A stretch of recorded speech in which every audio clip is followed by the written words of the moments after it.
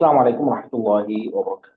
بسم الله الحمد لله رب العالمين الذي أنزل بلسان عربي مبين، والصلاة والسلام على أشرف الأنبياء والمرسلين وعلى آله وأصحابه ومن استنى بسنته إلى يوم الدين. أما بعد.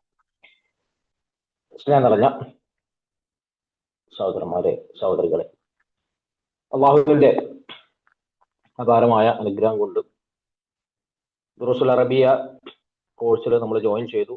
അതിന്റെ ഒന്നാമത്തെ ക്ലാസ് നമ്മൾ പോസ്റ്റ് ചെയ്യുകയും ചെയ്തു. പലരും ക്ലാസ് കേട്ടിട്ടുണ്ട് എന്നാണ് മനസ്സിലാക്കുന്നത്. ബാക്കിയുള്ളവർ ഇൻഷാ അള്ളാ അടുത്ത വ്യാഴാഴ്ച വരെ സമയമുണ്ട്. അതിനു മുമ്പായിട്ട് അത് കേട്ട് അതുമായി ബന്ധപ്പെട്ട വർക്കുകളൊക്കെ ചെയ്യണമെന്ന് ഓർമ്മിക്കുക. ഇന്ന് നമ്മൾ ഈ ഒരു മീറ്റിംഗ് വിളിച്ച് ചേർത്തിട്ടുള്ളത്, കഴിഞ്ഞ മീറ്റിംഗിൽ പങ്കെടുക്കാൻ പറ്റാത്തവരായിരിക്കും ഇതിലുള്ളത്, അതുപോലെ തന്നെ പുതിയതായിട്ട് ജോയിൻ ചെയ്തത്. ദുറൂസുൽ അറബിയ എന്നുള്ള കോഴ്സ് നമ്മൾ പ്രധാനമായിട്ടും പരിശുദ്ധ ഖുർആനിന്റെ ഭാഷ പഠിക്കുക എന്ന ലക്ഷ്യത്തോടു കൂടി തുടങ്ങിയിട്ടുള്ള ഒരു കോഴ്സാണ്. അല്ല ഒരിക്കലും ഒരു സ്പോക്കൺ അറബിക് എന്നുള്ള ലക്ഷ്യം അല്ല. നമ്മൾ കോഴ്സിന്റെ പരസ്യം പുറത്തുവിട്ട സമയത്ത് തന്നെ അതിൽ തന്നെ സൂചിപ്പിച്ചിരുന്നത് ഒരു സ്പോക്കൺ അറബിക് കോഴ്സ് അല്ല, മറിച്ച് ഖുർആനിന്റെ ഭാഷ മനസ്സിലാക്കുക എന്നുള്ള ലക്ഷ്യത്തോടു കൂടിയാണ് നമ്മളിത് ആരംഭിച്ചത്. അതിനുവേണ്ടി തെരഞ്ഞെടുത്തിട്ടുള്ള പുസ്തകം ദുറൂസുൽ ലുഗത്തിൽ അറബിയ്യത്തി ലിഗൈരി നാതിഖീന ബിഹാ എന്ന ഷെയ്ഖ് അബ്ദുറഹീം റഹ്മത്തുള്ളാഹി അലൈഹി അദ്ദേഹം രചിച്ചിട്ടുള്ള പുസ്തകമാണ് നമ്മൾ ഇതിനു വേണ്ടി തിരഞ്ഞെടുത്തിട്ടുള്ളത്. ഈ ഒരു പുസ്തകം തിരഞ്ഞെടുക്കാനുള്ള ഏറ്റവും പ്രധാനപ്പെട്ട കാരണം, അത് മറ്റ് പുസ്തകങ്ങളിൽ നിന്നൊക്കെ വ്യത്യസ്തമായിട്ട്, നമ്മളൊക്കെ നാട്ടിലെ മദ്രസയിലും സ്കൂളിലുമായിട്ട് ഒരുപാട് വർഷങ്ങൾ അറബി ഭാഷ പഠിച്ചവരാണ്. പക്ഷെ എന്നാൽ പോലും ഒരു കോൺഫിഡൻസോട് കൂടി എന്തെങ്കിലും ഒന്ന് എഴുതാൻ വേണ്ടി പറഞ്ഞാൽ, ഒരു ശരിയാണ് എന്ന് ഉറപ്പോടുകൂടി സെന്റൻസ് പോലും എഴുതാൻ പല ആളുകൾക്കും പേടിയാണ്. എന്നാൽ ഈ ഒരു പുസ്തകത്തിന്റെ പ്രത്യേകത, നമ്മൾ രണ്ടോ മൂന്നോ പിന്നെ പാഠങ്ങൾ കഴിയുമ്പോഴേക്ക്, അല്ലെങ്കിൽ ഒരു 4-5 ക്ലാസ്സുകൾ കഴിയുമ്പോഴേക്ക് തന്നെ വീറുന്നില്ല, നമുക്ക് കോൺഫിഡൻസോട് കൂടി, ആത്മവിശ്വാസത്തോടു കൂടി അറബി ഭാഷയിലെ ബേസിക് ആയിട്ടുള്ള വേർഡ്സ് ഒക്കെ എഴുതാൻ, അല്ലെങ്കിൽ ബേസിക് ആയിട്ടുള്ള സെന്റൻസുകൾ, അതിന്റെ പൾസ്, അതിന്റെ കാമ്പ് എന്താണെന്ന് മനസ്സിലാക്കിയിട്ട് എഴുതാനും മനസ്സിലാക്കാനും സാധിക്കും. ആ രൂപത്തിലാണ് ഷെയ്ഖ് മാഷാ അല്ലാഹ് അദ്ദേഹം ഈ ഒരു പുസ്തകം ഡിസൈൻ ചെയ്തിട്ടുള്ളത്. പുസ്തകത്തിനെ കുറിച്ച് പറയുമ്പോൾ നിർബന്ധമായിട്ടും അതിന്റെ ഓതറെ കുറിച്ച് നമ്മൾ മനസ്സിലാക്കി വെക്കേണ്ടതാണ്. അപ്പോഴാണ് ഇതിന്റെ ഒരു അദ്ദേഹത്തിന്റെ അറിവിന്റെ ആഴം നമുക്ക് മനസ്സിലാകും. ഷെയ്ഖ് അബ്ദുറഹീം പിന്നെ ഇന്ത്യക്കാരനാണ്, തമിഴ്നാട്ടുകാരനാണ്. വാണിയമ്പാടി എന്ന് പറയുന്ന സ്ഥലത്താണ് അദ്ദേഹം ജനിച്ചത്. നാട്ടില് മദ്രാസ് യൂണിവേഴ്സിറ്റിയിൽ പഠിച്ചുകൊണ്ടിരിക്കുന്ന സമയത്ത് BA ഇംഗ്ലീഷാണ് അദ്ദേഹം പഠിച്ചുകൊണ്ടിരുന്നത്. ആ സമയത്ത് അറബി ഭാഷ പഠിക്കാനുള്ള അദ്ദേഹത്തിന്റെ താല്പര്യം കാരണം അന്നത്തെ ഈജിപ്ത്, അതുപോലെ തന്നെ വ്യത്യസ്ത അറബി രാജ്യങ്ങൾ, ഇന്ത്യയിൽ ഉണ്ടായിരുന്ന അറബി രാജ്യങ്ങളുടെ എംബസികളിലേക്ക് കത്ത് എഴുതിയിട്ട് അറബി മാഗസിൻസ് അങ്ങനെ തപാൽ വഴി വരുത്തി അത് വായിച്ച് പഠിച്ച് അറബി ഭാഷ പഠിക്കാൻ വേണ്ടി ശ്രമിച്ചിരുന്ന ഒരു മനുഷ്യൻ. പിന്നീട് അലിഗഡ് മുസ്ലിം യൂണിവേഴ്സിറ്റിയിലേക്ക് അദ്ദേഹത്തിന്റെ മാസ്റ്റേഴ്സ് പഠനത്തിന് വേണ്ടി, PG പഠനത്തിന് വേണ്ടി പോയി. ഇംഗ്ലീഷ് ഭാഷയിൽ പോസ്റ്റ് ഗ്രാജുവേഷനും പൂർത്തിയാക്കി. അദ്ദേഹം അവിടെ പഠിച്ചുകൊണ്ടിരിക്കുന്ന സമയത്താണ് ഇനിയും അറബി ഭാഷ പഠിക്കണം എന്നുള്ള അദ്ദേഹത്തിന്റെ ഉള്ളിലുള്ള ആ ഒരു ആഗ്രഹം, അത് വീണ്ടും അതൊരിക്കലും വിടാതെ പിന്നെ അതിനു വേണ്ടിയുള്ള പണിയെടുത്തുകൊണ്ടുണ്ടായിരുന്ന സമയത്ത് ഈജിപ്തിലെ അസ്ഹർ യൂണിവേഴ്സിറ്റി, എല്ലാവരും കേട്ടിട്ടുണ്ടാവും, അസ്ഹരി എന്നുള്ള ബിരുദ നാമൊക്കെ എല്ലാവരും കേട്ടിട്ടുണ്ട്. അപ്പൊ അസ്ഹർ യൂണിവേഴ്സിറ്റി പഠിക്കാനുള്ള അദ്ദേഹത്തിന്റെ ഒരു മോഹം, അതിനുവേണ്ടി അദ്ദേഹം നേരെ അന്നത്തെ ഈജിപ്ഷ്യൻ പ്രസിഡന്റ് ആയിരുന്ന, സാധാരണ നമ്മളൊക്കെ പിന്നെ ഒരു യൂണിവേഴ്സിറ്റിയിൽ സീറ്റ് കിട്ടാൻ അവിടുത്തെ അഡ്മിഷൻ പ്രൊസീജിയേഴ്സ് എന്തൊക്കെയാന്നൊക്കെ അന്വേഷിച്ച് അതിന് അറിയുന്ന ആളുകളൊക്കെ പിന്നെ ആ പേപ്പേഴ്സും കാര്യങ്ങളൊക്കെ അവിടെ എത്തിക്കാനാണ് പണിയെടുക്കുക ചെയ്യുക, വിദേശ യൂണിവേഴ്സിറ്റികൾ പഠിക്കുക. പക്ഷെ അദ്ദേഹം വകുപ്പുകളൊന്നും കിട്ടാനിട്ടോ എന്തോ നേരെ അദ്ദേഹം ബന്ധപ്പെട്ടത് ഈജിപ്ഷ്യൻ പ്രസിഡന്റിന്, ജമാൽ അബ്ദുൽ നാസർ എന്ന് പറയുന്ന ഈജിപ്തിന് അന്നത്തെ പ്രസിഡന്റിന് നേരിട്ടൊരു കത്ത് എഴുതുകയും ചെയ്തു. എന്നാൽ അദ്ദേഹത്തിന് ആവശ്യം അറിയിച്ചുകൊണ്ട്, ഞാനിങ്ങനെ പിന്നെ പഠിക്കാൻ ആഗ്രഹമുണ്ട്, അതിനൊരു വഴിയൊരുക്കി തരാമോ എന്നുള്ള രൂപത്തിൽ അദ്ദേഹം കത്തെഴുതി. ആ കത്തിന് അദ്ദേഹത്തിന് പിന്നെ റിപ്ലൈ കിട്ടുകയും ചെയ്തു. അദ്ദേഹത്തിന് അവിടെ പഠിക്കാനുള്ള അവസരം കിട്ടി. അങ്ങനെയാണ് അദ്ദേഹം ഈജിപ്തിലേക്ക് പഠിക്കാൻ വേണ്ടി പോകുന്നത്. അവിടെ പോയപ്പോ വീണ്ടും അദ്ദേഹം ഡിഗ്രി മുതൽ തന്നെ റീസ്റ്റാർട്ട് ചെയ്യേണ്ടി വന്നു. കാരണം ഇവിടുത്തെ നമ്മുടെ നാട്ടിലെ ഡിഗ്രി അവിടെ പിന്നെ ആക്സെപ്റ്റഡ് അല്ലാത്തതുകൊണ്ട്, അല്ലെങ്കിൽ അതിന് ഈക്വലൻസി കിട്ടാത്തത് കൊണ്ടോ എന്തോ അദ്ദേഹം അവിടെ വെച്ചിട്ട് വീണ്ടും അറബി ഭാഷയിൽ ഒരു ഡിഗ്രി കൂടി എടുക്കണം. എന്നിട്ട് അതിനുശേഷം അവിടുന്ന് തന്നെ മാസ്റ്റേഴ്സും പൂർത്തിയാക്കി. ശേഷം ഈജിപ്തിലും സുഡാനിലൊക്കെ ആയിട്ട് വ്യത്യസ്ത സ്ഥാപനങ്ങളിൽ അറബി പഠിപ്പിച്ചുകൊണ്ടിരിക്കുന്ന സമയം അടുത്ത അദ്ദേഹത്തിന്റെ ഒരു സ്റ്റെപ്പ് മദീന യൂണിവേഴ്സിറ്റി, ലോകത്തിന്റെ വിവിധ ഭാഗങ്ങളിൽ നിന്ന് വരുന്ന ആളുകൾക്ക് ഇസ്ലാമിന്റെ ബേസ് എത്തിച്ചു കൊടുക്കുന്ന ഒരുപാട് പണ്ഡിതന്മാരെ വളർത്തിയെടുത്ത യൂണിവേഴ്സിറ്റിയാണ്. അവിടെ പഠിപ്പിക്കാൻ, അവിടെ അധ്യാപകനായിട്ട് ജോയിൻ ചെയ്യാൻ അദ്ദേഹത്തിന് ഒരു ആഗ്രഹം. അദ്ദേഹം വന്ന് അതിനുവേണ്ടി ചെയ്ത പണി, അന്നത്തെ മദീന യൂണിവേഴ്സിറ്റിയുടെ ഹെഡും അതേപോലെ തന്നെ സൗദി അറേബ്യയുടെ ഗ്രാൻഡ് മുഫ്തിയുമായിരുന്ന അബ്ദുൽ അസീസ് ഇബ്നു ബാസ് റഹ്മത്തുള്ളാഹി അലൈഹി, ഇബ്നു ബാസ് റഹ്മത്തുള്ളാഹി അലൈഹിക്ക് അദ്ദേഹം ഒരു കത്തെഴുതി അദ്ദേഹത്തിന്റെ പിന്നെ ആഗ്രഹവും അതുപോലെ തന്നെ ക്വാളിഫിക്കേഷൻസും കാര്യങ്ങളൊക്കെ ധരിപ്പിച്ചു. അങ്ങനെ ഇബ്നു ബാസ് റഹ്മത്തുള്ളാഹി അലൈഹിയാണ് അദ്ദേഹത്തെ മദീന യൂണിവേഴ്സിറ്റിയിലേക്ക് ക്ഷണിക്കുന്നത്. അങ്ങനെ മദീന യൂണിവേഴ്സിറ്റിയിൽ എത്തി അദ്ദേഹത്തിന്റെ മുമ്പിൽ അദ്ദേഹത്തിന് ഏൽപ്പിച്ച പണി എന്ന് പറഞ്ഞാൽ വ്യത്യസ്ത രാജ്യങ്ങളിൽ നിന്ന് വരുന്ന ആളുകൾ, അറബി ഭാഷയുടെ ഒരു ബേസും ഇല്ലാത്ത ഒരുപാട് വിദ്യാർത്ഥികൾ, അവർ വന്നിട്ട് മുമ്പിൽ ഇരിക്കുകയാണ്. അവർക്ക് അറബി പഠിപ്പിച്ചു കൊടുക്കണം. ഞാൻ ഇതാണ് പറഞ്ഞത്, ഈ ഒരു അദ്ദേഹം ഇതിനു വേണ്ടി എടുത്ത പണികളുടെ റിസൾട്ട്, പണികൾ എത്രത്തോളം ആഴത്തിലാണെന്ന് മനസ്സിലാക്കുമ്പോഴാണ് ഈ പുസ്തകത്തിന്റെ പവർ നമുക്ക് മനസ്സിലാവുക. അപ്പോൾ വ്യത്യസ്ത രാജ്യങ്ങളിൽ, അതായത് അറബി ഭാഷയെ കുറിച്ച് ഒരു ബേസും ഇല്ലാത്ത ആളുകൾ പോലും അവിടെ വരുന്നുണ്ട്. ഇപ്പൊ ഞാൻ കുവൈറ്റിലേക്ക് വരുന്ന സമയത്ത് എന്റെ കൂടെയൊക്കെ ചൈനയിൽ നിന്നുള്ള വിദ്യാർത്ഥികളുണ്ട്. അലിഫ് ബാ താസ എന്ന് പോലും അവർക്ക് അറിയില്ല. അത്രത്തോളം അറബി ഭാഷയിൽ അജ്ഞരായിട്ട്, ഇസ്ലാം സ്വീകരിച്ചതിന് ശേഷം പിന്നെ പഠിക്കാൻ വേണ്ടി വരുന്നവരുണ്ട്. അപ്പൊ അറബി സ്വാഭാവികമായിട്ട് അവർക്ക് ഒന്നും അറിയാത്ത അവസ്ഥ. അങ്ങനെ ഒരുപാട് വിദ്യാർത്ഥികൾ അറബിയിൽ ഒന്നും അറിയാത്തവരുണ്ട്. അപ്പൊ അങ്ങനത്തെ ഒക്കെ വിദ്യാർത്ഥികളാണ് അദ്ദേഹത്തിന് മുമ്പിലുള്ളത്.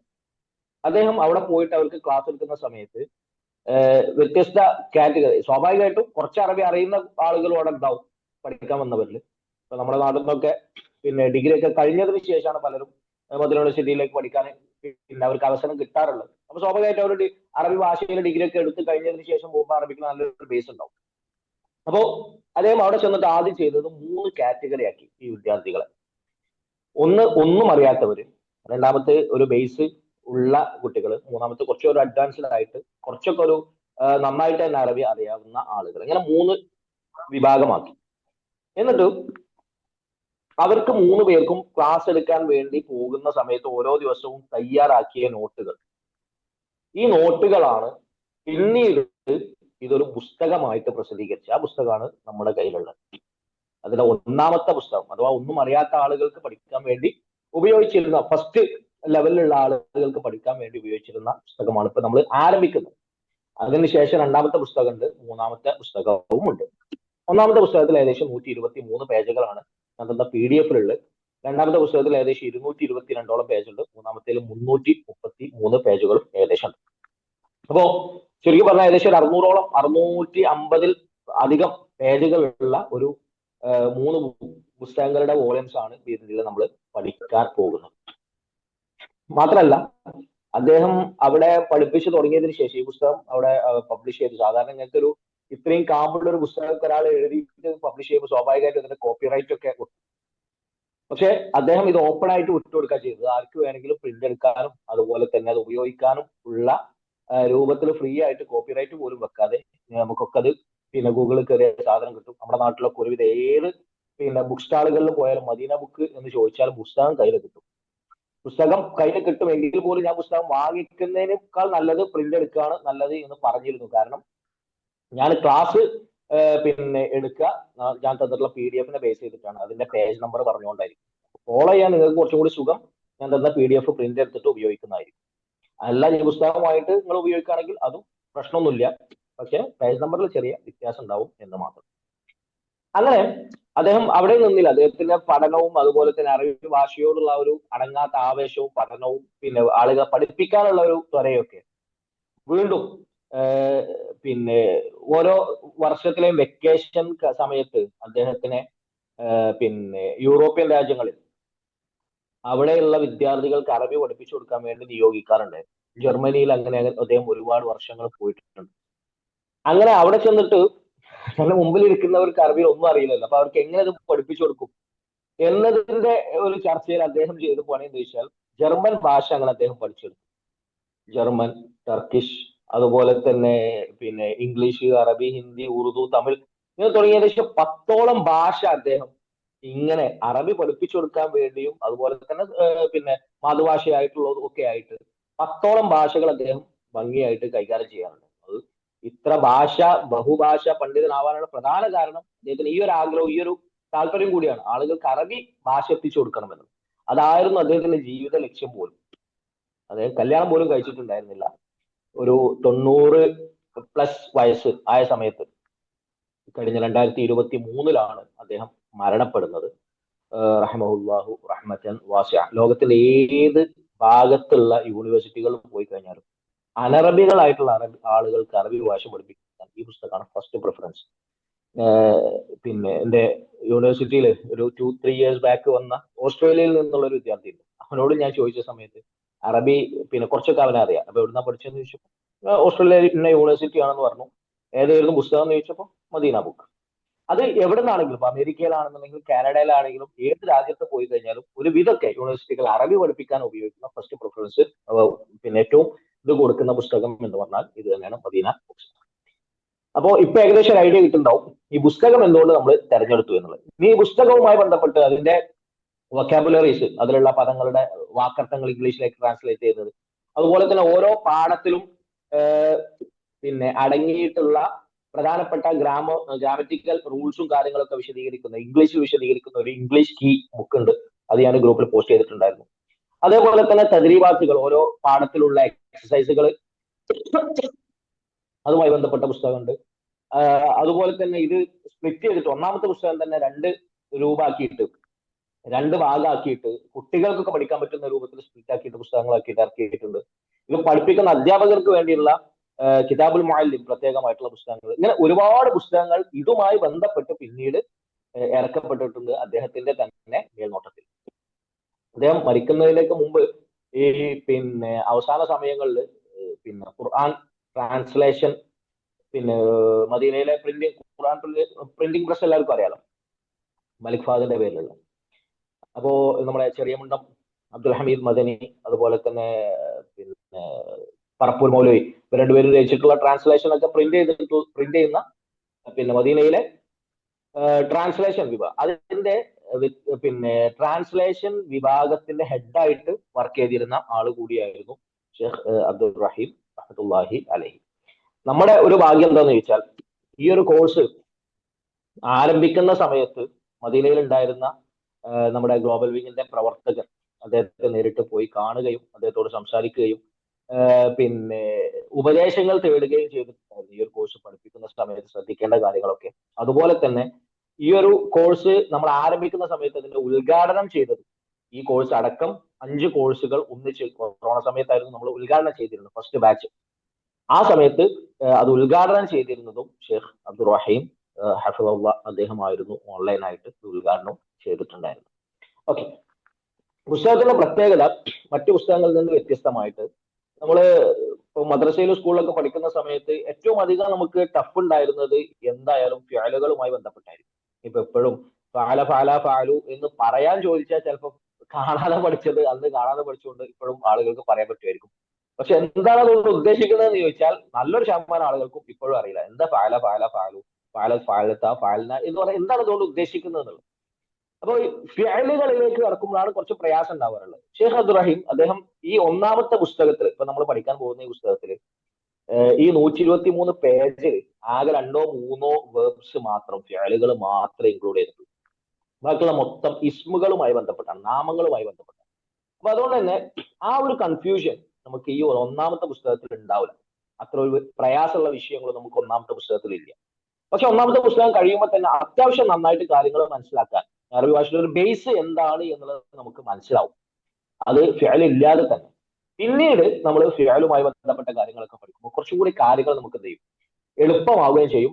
അതുപോലെ തന്നെ പഠിക്കാൻ ഒരു ബേസ്, ഒരു അടിത്തറ നമുക്ക് അവിടെ അതിന് മുമ്പായിട്ട് കിട്ടുകയും ചെയ്യും. അപ്പൊ ഇതിന്റെ ഏറ്റവും പ്രധാനപ്പെട്ട ഒരു പ്രത്യേകതയായിട്ട് ഞാൻ മനസ്സിലാക്കിയിട്ടുള്ള ഒരു കാര്യം അതാണ്. രണ്ടാമത്തെ, ഓരോ പാഠത്തിലും ഓരോ റൂളുമായി ബന്ധപ്പെട്ടും ഒരുപാട് എക്സസൈസുകൾ, ഒരുപാട് എക്സസൈസ് വിഷയത്തിൽ ഒരു പിശുക്കില്ല. ഒരുപാട് എക്സസൈസുകൾ ഓരോ വിഷയവുമായി, ഓരോ നിയമങ്ങളുമായി ബന്ധപ്പെട്ട് അദ്ദേഹം കൊടുത്തിട്ടുണ്ട്. അതുപോലെ തന്നെ മറ്റൊരു പ്രധാനപ്പെട്ട പ്രത്യേകത എന്ന് വെച്ചാൽ പരമാവധി ഖുർആനിൽ നിന്നും ഹദീസിൽ നിന്നുള്ള ഉദാഹരണങ്ങളാണ് അദ്ദേഹം ഓരോ പാഠങ്ങളുമായി ബന്ധപ്പെട്ട്, പ്രത്യേകിച്ച് രണ്ടാമത്തെ മൂന്നാമത്തെ പുസ്തകത്തിൽ ഒരുവിധ എല്ലാ വിഷയങ്ങൾക്കും ഖുർആനിൽ നിന്നുള്ള അതുപോലെ തന്നെ ഹദീസിൽ നിന്നുള്ള ഉദാഹരണങ്ങളാണ് അദ്ദേഹം കൊടുത്തിട്ടുള്ളത്. ഇതൊക്കെ നമുക്ക് കാര്യങ്ങൾ ഒന്നുകൂടി ഈസി ആയിട്ട് പഠിക്കാനും അതേപോലെ തന്നെ ഖുർആൻ ഓതുന്ന സമയത്ത് നമുക്ക് അങ്ങനെ കണക്ട് ചെയ്യാനൊക്കെ നമുക്ക് വളരെ ഈസി ആയിരിക്കും. അപ്പോ ഇതാണ് പുസ്തകത്തെ കുറിച്ചും പിന്നെ അതുമായി ബന്ധപ്പെട്ട കാര്യങ്ങൾ സൂചിപ്പിക്കാം. ഇനി നമ്മൾ ഇതിനെ രൂപകൽപ്പന ചെയ്തിട്ടുള്ളതിലേക്ക് വരാം.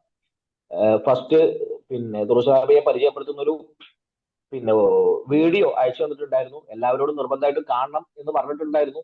എന്നാലും അത് കാണാത്ത ആളുകൾ ഇതിലുണ്ടാവും എനിക്ക് ഉറപ്പാണ്. അപ്പൊ അവർക്ക് വേണ്ടി ഒന്നും കൂടി സൂചിപ്പിക്കുകയാണ്. 6 സെമസ്റ്ററുകളിലായിട്ടാണ് നമ്മൾ ഈ 3 പുസ്തകം കംപ്ലീറ്റ് ചെയ്യുക.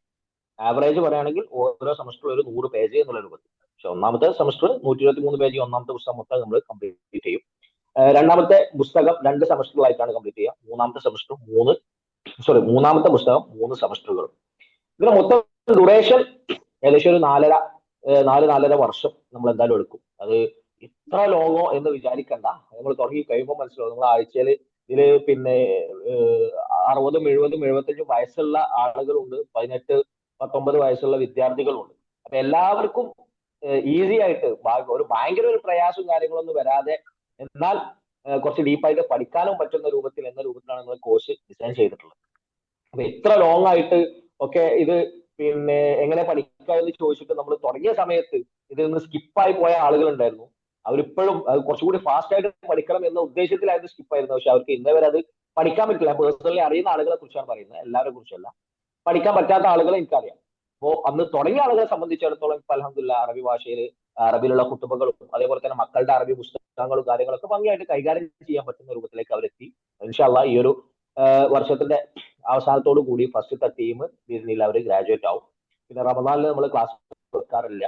അതേപോലെ തന്നെ പിന്നെ ഒരു 4-5 ക്ലാസ്സുകൾ കഴിഞ്ഞാൽ, ഒരു 6-7 ക്ലാസ്സുകൾ കഴിഞ്ഞാൽ ഒരു മൊഡ്യൂൾ എക്സാം ഉണ്ടാവും. അപ്പൊ അതിന് ചെറിയൊരു ബ്രേക്ക്, ഒരാഴ്ചത്തെ ബ്രേക്ക് അതിന് കൊടുക്കും. അങ്ങനെ ബ്രേക്കുകളും കാര്യങ്ങളൊക്കെ വരുന്നോണ്ടാണ് കുറച്ച് ലോങ് ആയത്. പെട്ടെന്ന് തീർക്കാനാണെങ്കിൽ നമുക്ക് പെട്ടെന്ന് തീർക്കാൻ പറ്റും. പക്ഷെ അത് സ്വാഭാവികമായിട്ടും നമ്മുടെ ബാക്കിയുള്ള വിഷയങ്ങളുമായി ബന്ധപ്പെട്ട്, ജോലിയുമായി ബന്ധപ്പെട്ട്, പഠനവുമായി ബന്ധപ്പെട്ട് വേറെ ഒരുപാട് തിരക്കുകൾ ഉള്ളതുകൊണ്ട് തന്നെ അത് പലർക്കും ബുദ്ധിമുട്ടാകും എന്നുള്ളതുകൊണ്ടാണ് അങ്ങനെ റിസ്ക് നമ്മൾ എടുക്കാതിരുന്നത്. ഓക്കെ, അപ്പോ 6 സെമസ്റ്ററുകളാണുള്ളത്. ഒന്നാമത്തെ സെമസ്റ്ററിൽ നമ്മൾ പഠിക്കാൻ പോകുന്ന ഈ 123 പേജുള്ള പുസ്തകം, അത് ഒന്നാമത്തെ സെമസ്റ്റർ. ഇതിൽ ഏകദേശം 25ഓളം ക്ലാസ്സുകളാണ് ഉണ്ടാവുക. അത് 3 മൊഡ്യൂളുകളായിട്ടാണ് ഈ ഒന്നാമത്തെ സെമസ്റ്റർ നമ്മൾ പൂർത്തിയാക്കുക. ഒരു 6-7 ക്ലാസ്സുകൾ കഴിയുമ്പോൾ ഒന്നാമത്തെ മൊഡ്യൂൾ തീരും. ഈ മൊഡ്യൂള് അതുമായി ബന്ധപ്പെട്ട ഒരു എക്സാം പിന്നീട് ഉണ്ടാവും. ആ എക്സാം പാസ്സായവർക്ക് മാത്രമേ പിന്നെ മുന്നോട്ട് പോകാൻ സാധിക്കുകയുള്ളൂ. സെമസ്റ്ററിന്റെ ഫീ എല്ലാവരും അടച്ചുകൊണ്ട് ഒന്നാമത്തെ സെമസ്റ്റർ മുഴുവൻ ക്ലാസ്സുകൾ അവർക്ക് കിട്ടും. പക്ഷെ നമ്മൾ പരിഗണിക്കൂല. ഒന്നാമത്തെ മൊഡ്യൂൾ ഫെയിൽ ആയി കഴിഞ്ഞാൽ അവർ ഔട്ടായി. പിന്നെ അവർ വീണ്ടും റിപ്പീറ്റ് ചെയ്യേണ്ടി വരും. അതേപോലെ തന്നെ രണ്ടാമത്തെ മൊഡ്യൂൾ ഫെയിൽ ആയാലും ഔട്ടായി. മൂന്നാമത്തെ മൊഡ്യൂളിലായാലും ഇതേപോലെ തന്നെ. 3 മൊഡ്യൂൾ കഴിഞ്ഞതിന് ശേഷം ഒരു സെമസ്റ്റർ എക്സാം ഉണ്ടാവും. ആ എക്സാമും പാസ്സായി കഴിഞ്ഞാലേ രണ്ടാമത്തെ സെമസ്റ്ററിലേക്ക് നമ്മൾ പാസ്സാക്കി വിടുകയുള്ളൂ. ഇതൊക്കെ പറയുമ്പോൾ ഭയങ്കര സ്ട്രിക്റ്റ് ആണ്, ഭയങ്കര പ്രയാസമാണ് എന്ന് ആരും വിചാരിക്കേണ്ടല്ല. വളരെ സിമ്പിൾ ആയിട്ട് പാസ്സാവാൻ സാധിക്കുന്ന എക്സാമുകളെ ഉണ്ടാവുള്ളൂ. ഓൺലൈനായിട്ട് പിന്നെ ഓപ്ഷണൽ ആയിട്ടുള്ള 4 ഓപ്ഷൻസ് ഉണ്ടാവും. അതിലൊന്ന് തെരഞ്ഞെടുക്കുന്ന രൂപത്തിലുള്ള എക്സാം ആണ്. മാത്രമല്ല എക്സാമിലുള്ള മാർക്ക് മാത്രമല്ല പരിഗണിക്കുക, ഇന്റേണൽ മാർക്കും ഉണ്ട്. ഓരോ ക്ലാസ്സിലും നമ്മൾ തരുന്ന ഹോംവർക്കുകൾ ഉണ്ട്. അതേപോലെ തന്നെ ഓരോ ക്ലാസ് കഴിയുമ്പോഴും ഒരു റിവിഷൻ ടെസ്റ്റിന്റെ ലിങ്കും ഗ്രൂപ്പിലിടും. റിവിഷൻ ടെസ്റ്റ് എന്ന് പറഞ്ഞാൽ നമ്മൾ ക്ലാസ്സിൽ പറഞ്ഞിട്ടുള്ള കാര്യങ്ങളെ തന്നെ ഒന്നുകൂടി ഉറപ്പുവരുത്താൻ ഉള്ള കുറച്ച് ചോദ്യങ്ങൾ അടങ്ങിയിട്ടുള്ള ഒരു ലിങ്കാണ്. അതിൽ ശരിയായിട്ടുള്ള ഓപ്ഷൻ ജസ്റ്റ് ടിക്ക് ചെയ്യാം. പിന്നെ അതിൽ തെറ്റിയാലും ശരിയായാലും ഒന്നും പ്രശ്നമല്ല, നിങ്ങളൊന്ന് റിവൈസ് ചെയ്യാൻ വേണ്ടി മാത്രമാണ്. അതേപോലെ ഹോംവർക്കുകൾ ഉണ്ട്. ഹോംവർക്കുകൾ തരുന്ന ഓരോ ഹോംവർക്കും പുസ്തകത്തിൽ ഏറ്റവും മർമ്മം കിടക്കുന്നത് ആ ഹോംവർക്കുകളാണ്, തരുന്ന വർക്കുകളിലാണ്. നിർബന്ധമായിട്ടും എല്ലാവരും ചെയ്തിട്ട് എന്ത് ചെയ്യാം, ലീഡേഴ്സിന് അയച്ചു കൊടുക്കുക. ആ വർക്കുകൾക്ക് ഒരു ക്ലാസിന്റെ റിവിഷൻ ടെസ്റ്റിന് 1 മാർക്കും അതുപോലെ തന്നെ ഹോംവർക്കിന് 1 മാർക്കുമാണ് നിശ്ചയിച്ചിട്ടുള്ളത്. അപ്പൊ ഒരു ക്ലാസ് കഴിയുമ്പോൾ അതിൽ 2 മാർക്കായി ഇന്റേണൽ മാർക്ക്. 7 ക്ലാസ് ആണെങ്കിൽ 14 മാർക്ക് ഉണ്ടാവും ഏകദേശം. ഇനി ഏതെങ്കിലും ഒരു ക്ലാസ്സിൽ ചിലപ്പോൾ ഹോംവർക്ക് ഇല്ലാത്തതുണ്ടാവും, ചിലപ്പോൾ റിവിഷൻ ടെസ്റ്റ് ഇല്ലാത്തൊക്കെ ഉണ്ടാവും. അപ്പൊ അങ്ങനെയാണെങ്കിൽ അത് കുറയും കൂടുകയും ചെയ്യും അതിനനുസരിച്ച്. ഓക്കെ, അപ്പൊ ഈ 14 മാർക്കായി. പിന്നെ എക്സാം വരിക 25 മാർക്കിലാണ്. മൊഡ്യൂൾ എക്സാം വരും. 25ഉം 14 ഫോർ എക്സാമ്പിൾ 39. ഈ 39 രണ്ടും കൂടി കൂട്ടിയിട്ട് അതിന്റെ പകുതി, അതായത് 20 മാർക്ക് കിട്ടി കഴിഞ്ഞാൽ ഒരാൾ പാസ്സായി. അപ്പൊ എക്സാമിൽ 25ൽ 20 സ്കോർ ചെയ്താലും മതി. ഈ എക്സാമിൽ ഒരാൾക്ക് 20ൽ 6 മാർക്ക് 25ൽ 6 മാർക്കേ കിട്ടിയിട്ടുള്ളൂ, പക്ഷെ അയാൾ ഇന്റേണൽ മാർക്ക് ഫുള്ള് എക്സാമും റിവിഷൻ ടെസ്റ്റ് ഒക്കെ ചെയ്തിട്ടുണ്ട് എന്നുണ്ടെങ്കിൽ അപ്പോഴും അവർക്ക് പാസ്സാവാം. ശരിക്കും പറഞ്ഞാൽ ഫോളോ അപ്പ് ഉണ്ട് എന്നുണ്ടെങ്കിൽ ആകാവുന്നതേ ഉള്ളൂ, ഒരു പ്രയാസം മാർക്കില്ല. നേരെ മറിച്ച് ഫോളോ അപ്പ് നമ്മൾ എവിടെയെങ്കിലും നിർത്തി കഴിഞ്ഞാൽ സ്വാഭാവികമായിട്ടും നമ്മൾ നിർത്തി പോകേണ്ടി വരും, വീണ്ടും റിപ്പീറ്റ് ചെയ്യേണ്ട ഒരു അവസ്ഥ ഉണ്ടാകും. ഇതിൽ റിപ്പീറ്റ് ചെയ്യുന്ന ആളുകളും ഇതിലുണ്ട്. മുമ്പ് പിന്നെ രജിസ്റ്റർ ചെയ്തിരുന്ന പിന്നെ ഫെയിൽ ആയതുകൊണ്ടോ അല്ലെങ്കിൽ വേറെ പല കാരണങ്ങൾ കൊണ്ടോ ഒഴിവാക്കി വീണ്ടും റിപ്പീറ്റ് ചെയ്യുന്ന ആളുകളും ഇതിലുണ്ട്. അപ്പോ ഇതൊക്കെയാണ് നമ്മുടെ കോഴ്സിനെ കുറിച്ച് സൂചിപ്പിക്കാനുള്ളത്. ഒന്നാമത്തെ ക്ലാസ് പിന്നെ ഗ്രൂപ്പിൽ ഇട്ടിട്ടുണ്ട്. ആദ്യം റെക്കോർഡ് ചെയ്ത ക്ലാസ്സുകൾ പിന്നെ അത് ഒഴിവാക്കി വീണ്ടും റീ റെക്കോർഡ് ചെയ്തതാണ്. അതിൽ ആവശ്യമുള്ള സ്ലൈഡുകളും കാര്യങ്ങളൊക്കെ ഇൻക്ലൂഡ് ചെയ്തുകൊണ്ട്. പിന്നെ അതിൽ ചെറിയ പിന്നെ സ്ലൈഡുകളിൽ ചെറിയൊരു ടൈമിങ്ങിൽ വ്യത്യാസമുണ്ട്. പിന്നെ ഞാനത് പോസ്റ്റ് ചെയ്തതിന് ശേഷമാണ് ശ്രദ്ധിച്ചത്. ഒന്നുകൂടി റീ എഡിറ്റ് ചെയ്തിട്ടുണ്ട്. ഇൻഷാല്ലാ ആ പുതിയ ലിങ്ക് ഞാനൊന്ന് ഇപ്പോ ഗ്രൂപ്പിൽ ഇടാം, നമ്മുടെ ഈ ക്ലാസ് കഴിഞ്ഞ ഉടനെ. ഓക്കെ, അപ്പോ ഇതൊക്കെയാണ് നമ്മുടെ പിന്നെ കോഴ്സുമായി ബന്ധപ്പെട്ട്, പുസ്തകവുമായി ബന്ധപ്പെട്ട്, അതേപോലെ പിന്നെ എക്സാമുമായി ബന്ധപ്പെട്ടൊക്കെ പറയാനുള്ളത്. ഇനി ആർക്കെങ്കിലും എന്തെങ്കിലും സംശയങ്ങൾ ഇതുമായി ബന്ധപ്പെട്ടുണ്ടെങ്കിൽ അത് ചോദിക്കാനുള്ള അവസരമാണ്.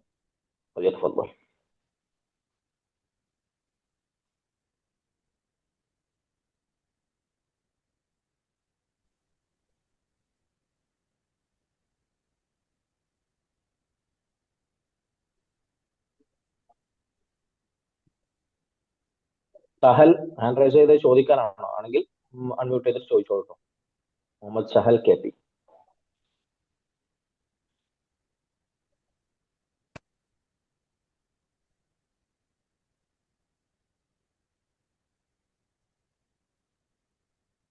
ഓക്കെ, ഇല്ലാന്ന് തോന്നുന്നു. വേറെ ആർക്കെങ്കിലും എന്തെങ്കിലും ചോദിക്കാനുണ്ടോ? ഉണ്ടെങ്കിൽ ഇൻഷാല്ലാ നമുക്ക് മീറ്റിംഗ് പിരിച്ചുവിടും.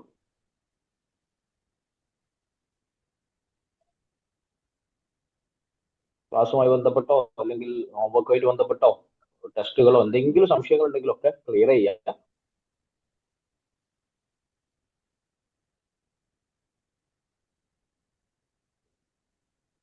ടെക്സ്റ്റ് ബുക്ക് കയ്യിലുള്ളവർ പ്രിന്റ് എടുക്കാൻ. ഈ ക്ലാസ് പിന്നെ എല്ലാ ആഴ്ചകളിലും എടുക്കില്ലേ, അതോ ഒന്നര എങ്ങനെയാണ്? എല്ലാ വ്യാഴാഴ്ചയും ക്ലാസിന്റെ ലിങ്ക് ഗ്രൂപ്പിൽ. ആ, രാവിലെ 9 മണിക്കോ? അല്ല, രാവിലെ എന്നല്ല, വ്യാഴാഴ്ച എന്നാണ് വെച്ചിട്ടുള്ളത്. ആ, ഓക്കെ. ചിലപ്പോൾ രാവിലെ ആയിരിക്കും, ചിലപ്പോൾ ഉച്ചയ്ക്കായിരിക്കും. വ്യാഴാഴ്ച എന്നുള്ള ദിവസം എന്നുള്ളൊരു വ്യത്യാസം. ആ, ഓക്കെ.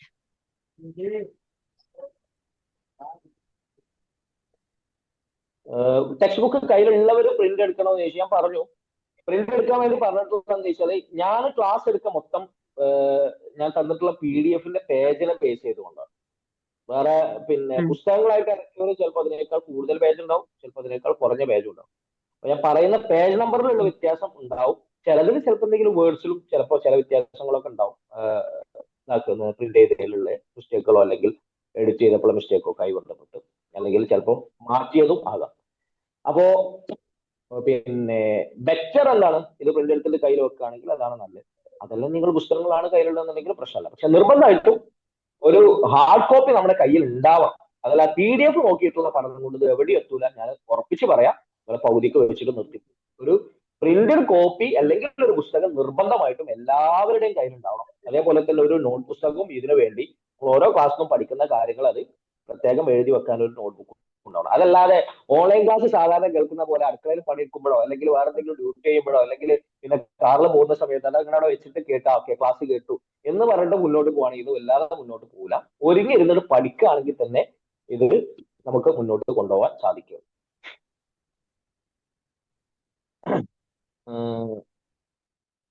ചോദ്യം കൂടി വന്ന്, ഈ കോഴ്സ് കഴിഞ്ഞാൽ ഏത് അറബി കിതാബും കൈകാര്യം ചെയ്യാൻ പറ്റുമോ? ഏത് അറബി കിതാബും കൈകാര്യം ചെയ്യാനായി ഞാനിപ്പോ 10 വർഷമായി പിന്നെ കുവൈറ്റ് യൂണിവേഴ്സിറ്റിയിലും അതേപോലെ തന്നെ ഇവിടെ സെക്കൻഡറി എഡ്യൂക്കേഷൻ ഒക്കെ പഠിച്ച് പൂർത്തിയാക്കി. പക്ഷെ ഇപ്പൊ ഏത് അറബി പുസ്തകവും കിതാബും എനിക്ക് പോലും കൈകാര്യം ചെയ്യാൻ ഇനിയും കഴിയൂല. അത് ഓരോ നമ്മളെ ബന്ധപ്പെടുന്ന കിതാബുകളുമായി ബന്ധപ്പെട്ടാണ്. കിതാബുകളുമായി ബന്ധപ്പെട്ടുള്ള വിഷയങ്ങൾ എന്താ വെച്ചാൽ ഓരോ പിന്നെ ബ്രാഞ്ചുകൾ, ഇപ്പൊ ഹദീസുമായി ബന്ധപ്പെട്ട കിതാബുകൾ ഉണ്ടാവും, ഉസൂൽ ഫിഖ് ഉണ്ടാവും, അതേപോലെ തന്നെ അഖീദ ഉണ്ടാവും. അപ്പോൾ ഓരോ പുസ്തകങ്ങളുമായി ബന്ധപ്പെട്ട് നമ്മൾ പഠിച്ച് മനസ്സിലാക്കുമ്പോഴേ എന്ത് ചെയ്യുള്ളൂ, അത് വായിച്ച് വായിച്ച് ഇങ്ങനെ ഒരു തറാവാനുണ്ട്. അപ്പോഴേ നമുക്ക് അതിലുള്ള ഓരോ ടേമുകളും കാര്യങ്ങളൊക്കെ മനസ്സിലാവുള്ളൂ. അല്ലാന്നുണ്ടെങ്കിൽ സ്വാഭാവികമായിട്ടും ചില ടേമുകൾ, ഇപ്പോ ജസ്റ്റ് എല്ലാവർക്കും മനസ്സിലാവുന്ന ഒരു ഉദാഹരണം പറയാം. ഇപ്പൊ സുന്നത്ത് എന്ന് പറഞ്ഞാൽ എന്താന്ന് ചോദിച്ചാൽ നമ്മൾ പറയും നിസ്കരിച്ചാൽ പിന്നെ സുന്നത്ത് നിസ്കാരങ്ങൾ, സുന്നത്ത് നോമ്പൊക്കെ ഉണ്ടല്ലോ, ചെയ്താൽ കൂലി കിട്ടുന്നു, പിന്നെ ചെയ്തിട്ടില്ലെങ്കിൽ കുറ്റമില്ലാത്തതായിട്ടുള്ള കാര്യങ്ങൾ. എന്നാൽ ഇതേ സുന്നത്തിന് വേറൊരു അർത്ഥം ഉണ്ടെന്ത്, നബി ചെയ്ത പ്രവർത്തനങ്ങൾ, അതേപോലെ തന്നെ വാക്കുകൾ, അംഗീകാരങ്ങൾ, നബിയുമായി ബന്ധപ്പെട്ട നബിന്റെ സ്വഭാവ വിശേഷങ്ങൾ പോലെയുള്ള കാര്യങ്ങൾ സൂചിപ്പിക്കുന്ന ഇത്. അപ്പോ ഇത് രണ്ട് അർത്ഥത്തിൽ ഇത് തന്നെ വന്നു. ഇത് ഒന്ന് സുന്നത്ത് എന്നുള്ള ഫിഖഹിലെ അർത്ഥമാണ്, രണ്ടാമത്തെ ഹദീസിലെ അർത്ഥമാണ്. അപ്പോ പദങ്ങള്, അതിലെ ടെർമിനോളജിയുമായി ബന്ധപ്പെട്ടുള്ള വിഷയങ്ങളൊക്കെ മനസ്സിലാവണമെങ്കിൽ നമ്മൾ ഡീപ്പായിട്ട് തന്നെ മനസ്സിലാക്കേണ്ടതുണ്ട്. അപ്പൊ അത് ഓരോ ബ്രാഞ്ചുകൾ പഠിക്കുമ്പോഴേ നമുക്ക് മനസ്സിലാവും. ഞാൻ കൈകാര്യം ചെയ്യാൻ പറ്റുമോ എന്ന് ചോദിച്ചുകൊണ്ടാണ് പറഞ്ഞത്. നേരെ മറിച്ച് സിമ്പിൾ ആയിട്ട് അത് നമുക്ക് മനസ്സിലാക്കുക എന്നുള്ളത് ഒരുവിധം കാര്യങ്ങളൊക്കെ നമുക്ക് മനസ്സിലാക്കാൻ ഇതുകൊണ്ട് തന്നെ സാധിക്കും ഇൻഷാ അല്ലാഹ്, നമ്മൾ കറക്റ്റ് ഫോളോ അപ്പ് ഉണ്ടെങ്കിൽ. അതേപോലെ തന്നെ ഖുർആൻ ഓതുന്ന സമയത്ത് അതിന്റെ അർത്ഥങ്ങൾ മനസ്സിലാക്കാനൊക്കെ നമുക്ക് ഇതില്ല സാധിക്കും. എല്ലാ വാക്കുകളുടേതും അല്ല, എന്നാലും ഒരു വിധമൊക്കെ അതിന് ആശയം മനസ്സിലാക്കാൻ കുറെ സാധിക്കും. ഹർക്കത്തിടാതെയുള്ള പിന്നെ വേർഡ്സ് നമുക്ക് വായിക്കാൻ പറ്റുമോ ഈ കോഴ്സ് പഠിച്ചാല്? ഷുവറായിട്ടും അത് ഞങ്ങൾക്ക് 2-3 ക്ലാസ് കഴിയുമ്പോൾ തന്നെ മനസ്സിലാവും. അതാണ് ഏറ്റവും പ്രധാനമായിട്ട് നമ്മൾ പിന്നെ ഫോക്കസ് ചെയ്യുന്നു. അതായത് എവിടെ എന്തുകൊണ്ട് ഒരു പദത്തിന് വമ്പ് വരുന്നു, എവിടെ ഒരു പദത്തിന് എന്തുകൊണ്ട് കെസർ വരുന്നു എന്നുള്ളതൊക്കെ ഇൻഷാ അല്ലാഹ് നമ്മൾ 2-3 ക്ലാസ് കഴിയുമ്പോൾ തന്നെ, വേണ്ട ഒന്നാമത്തെ ക്ലാസ് കഴിഞ്ഞു, മൂന്നാമത്തെ ക്ലാസ്സോട് കൂടി തന്നെ നമ്മൾ സ്റ്റാർട്ട് ചെയ്യും ഇൻഷാ അല്ലാഹ്.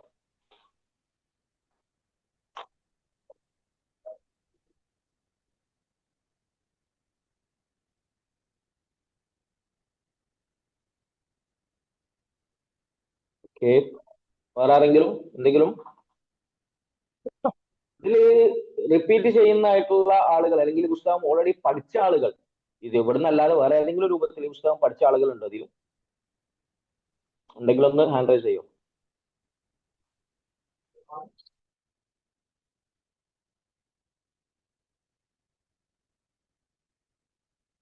ആസിമ ബഷീർ, ഓക്കെ, ഒരാളേ ഉള്ളൂ. ഈ ബുക്ക് വാങ്ങിച്ചിട്ടുണ്ടായിരുന്നു, അതായത് ഫീസ് റേഡിയോയില് ഇതിന്റെ ഈ ബുക്ക് വെച്ചിട്ടാണല്ലോ ക്ലാസ് എടുക്കുന്നത്. അപ്പൊ ആ ഒരു സമയത്ത് ഈ ഒരു ബുക്ക് വാങ്ങിച്ചിട്ടുണ്ടായിരുന്നു. ഫീസ് റേഡിയോയുടെ ക്ലാസ് കേൾക്കുന്നുണ്ട്, അത്രേ ഉള്ളൂ, അതിൽ കൂടുതലുള്ള അറിയില്ല.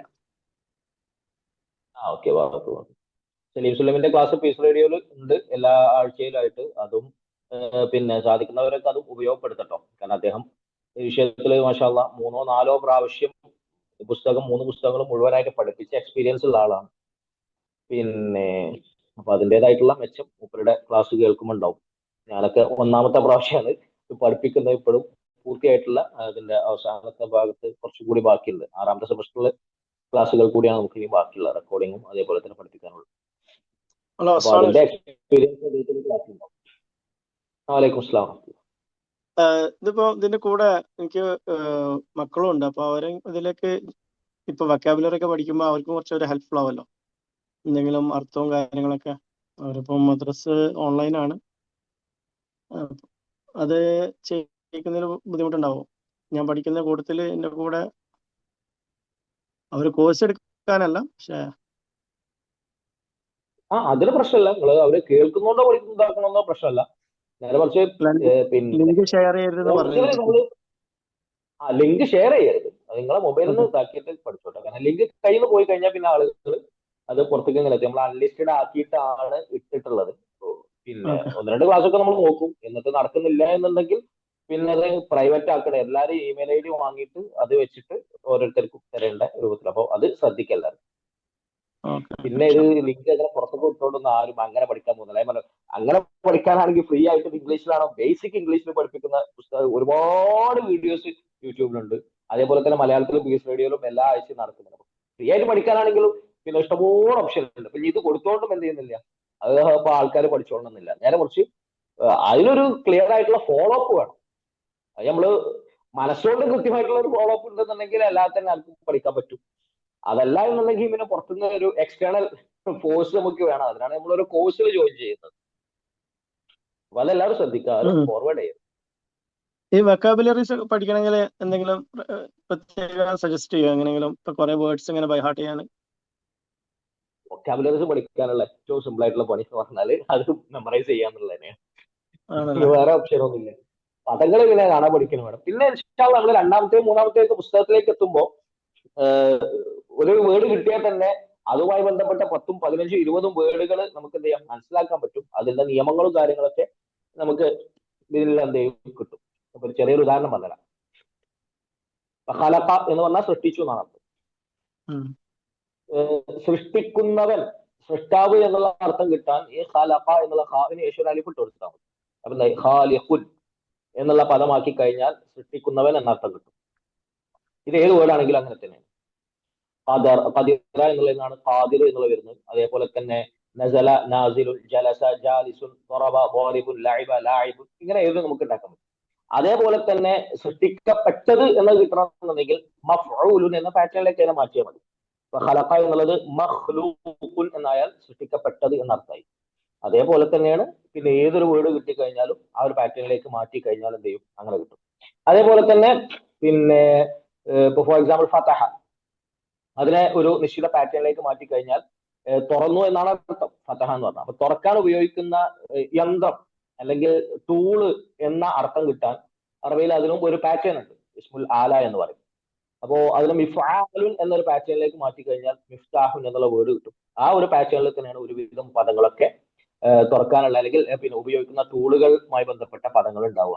ഇപ്പോ മിഖ്വദുൻ, ഖാദ എന്നുള്ള പദത്തിൽ നിന്ന് വരുന്നതാണ്. ഓടിക്കുക, ഡ്രൈവ് ചെയ്യുക എന്നുള്ള അർത്ഥത്തിൽ മിഖ്വദ്, സ്റ്റിയറിംഗിന് മിഖ്വദ് എന്നാണ് പറയാം. അതേപോലെ തന്നെ ഖബദ എന്ന് പറഞ്ഞാൽ പിടിച്ചു എന്നാണ്, പിടിക്കുന്ന സാധനം എന്ന അർത്ഥത്തിൽ ഇപ്പൊ ഹാൻഡിൽ ലോക്കിനൊക്കെ മിഖ്വദുൻ എന്ന് പറയും. അപ്പൊ അങ്ങനെ ഒരു പാറ്റേൺ. അതേപോലെ തന്നെ ഇപ്പൊ ഒരു സംഭവം നടക്കുന്ന സ്ഥലം എന്നുള്ളത് എല്ലാവർക്കും പെട്ടെന്ന് കിട്ടുന്ന ഒരു ഉദാഹരണം. ദറസ എന്ന് പറഞ്ഞാൽ പഠിച്ചു. അതിനെ മഫ്അലുൻ അല്ലെങ്കിൽ മഫ്അലത്തുൻ എന്നൊരു പാറ്റേണിലേക്ക് കൊണ്ടുവന്നു കഴിഞ്ഞാൽ അത് നടക്കുന്ന സ്ഥലം, സമയം എന്നർത്ഥം കിട്ടും. അങ്ങനെയാണ് മദ്രസത്തുൻ എന്ന പദം ഉണ്ടാവുന്നത്. അതേപോലെ തന്നെ മജ്ലിസ് എന്നുള്ള പദം ഉണ്ട്, ജലസ, മജ്ലിസ്. അതേപോലെ തന്നെ ലഅബ, മൽഅബ്, ഗ്രൗണ്ട് എന്നുള്ള അർത്ഥം വരുന്നത്. പിന്നെ ഇപ്പൊ അറബ് രാജ്യങ്ങളിൽ ജീവിക്കുന്നവർക്കറിയാം ഗസല, കഴുകി എന്നർത്ഥം. മഗ്സല എന്ന് പറഞ്ഞാൽ ലോണ്ടറി, മസ്ബഗ എന്ന് പറഞ്ഞാൽ ലോണ്ടറി. അപ്പൊ ഇങ്ങനത്തെ പദങ്ങളൊക്കെ വരുന്ന ഒരു പാറ്റേണിലാണ്. അപ്പൊ ഈ പാറ്റേണുകളുമായി ബന്ധപ്പെട്ട ഡീപ്പായിട്ടുള്ള വിഷയങ്ങൾ നമ്മൾ രണ്ടാമത്തെയും മൂന്നാമത്തെയും സെമസ്റ്ററിലൊക്കെ ചർച്ച ചെയ്യും. അപ്പോൾ ഇൻഷാല്ല ബാക്കി കാര്യങ്ങൾ എന്തെങ്കിലും സംശയങ്ങൾ ഉണ്ടെങ്കിൽ നിങ്ങൾക്ക് പേഴ്സണലി ബന്ധപ്പെടാവുന്നതാണ്. നമുക്ക് അവസാനിപ്പിക്കാം. ബാറക്കല്ലാഹു ഫീക്കും വസല്ലല്ലാഹു അലാ റസൂലിന മുഹമ്മദ്. അസ്സലാമു അലൈക്കും.